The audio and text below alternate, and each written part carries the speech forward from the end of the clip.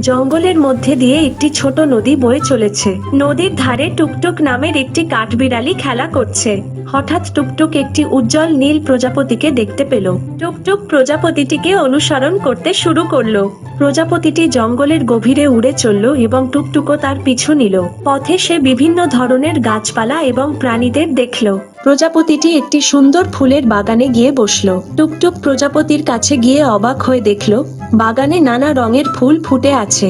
টুকটুক প্রজাপতির সাথে কিছুক্ষণ খেলা করলো। হঠাৎ প্রজাপতিটি একটি ঘন ঝোপের আড়ালে অদৃশ্য হয়ে গেল। অনেক খোঁজার পর টুকটুক দেখতে পেল প্রজাপতিটি একটি গাছের ডালে বসে আছে এবং তাকে ইশারা করছে। প্রজাপতিটি আবার উড়তে শুরু করলো এবং টুকটুককে একটি গোপন পথের সন্ধান দিল। গোপন পথ ধরে হাঁটতে হাঁটতে তারা একটি পরিষ্কার জায়গায় পৌঁছালো, যেখানে একটি সুন্দর জলাশয় পাশে একটি উজ্জ্বল ফুল ফুটেছিল, যা থেকে এক মিষ্টি গন্ধ ছড়াচ্ছিল। টুকটুক আনন্দে কিছুক্ষণ সেখানে খেললো এবং প্রকৃতির এই অপার সৌন্দর্য উপভোগ করলো এবং তারপর খুশি মনে বাড়ির দিকে রওনা হলো।